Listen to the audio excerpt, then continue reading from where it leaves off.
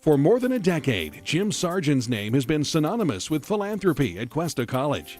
From the establishment of the North County campus to the newly opened Performing Arts Center, Jim has been there to give money, raise money, and provide leadership for some of the biggest campaigns in the school's history. I remember my dad telling me that one time I complained about something in the community, and my dad said, "You get the community you deserve."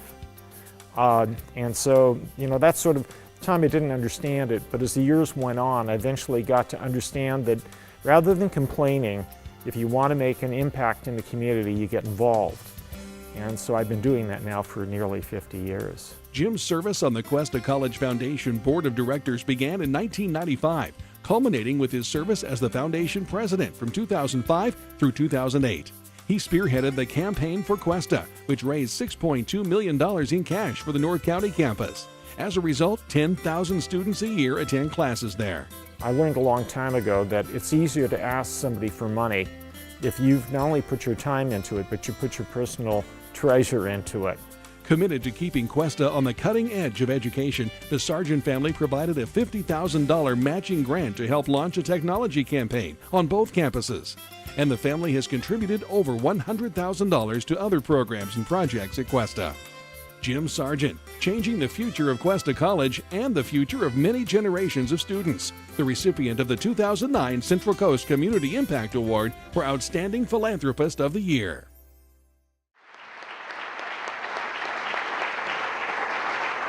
Please join me in welcoming our recipient of Outstanding Philanthropist of the Year, Jim Sargen.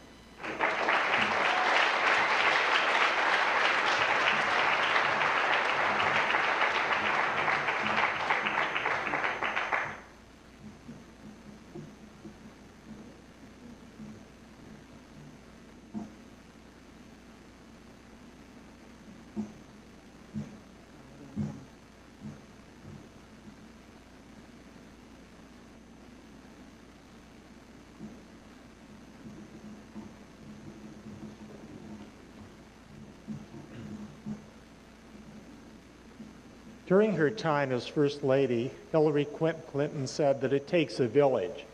Now I know she was referring to a child, but I think it refers to all of us. After all, we all started out as children.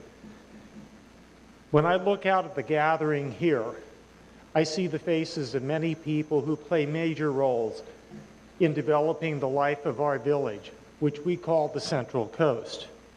So with gratitude and thanks to K-Life, the Community Impact Award Committee, and the Cuesta College Foundation for nominating me.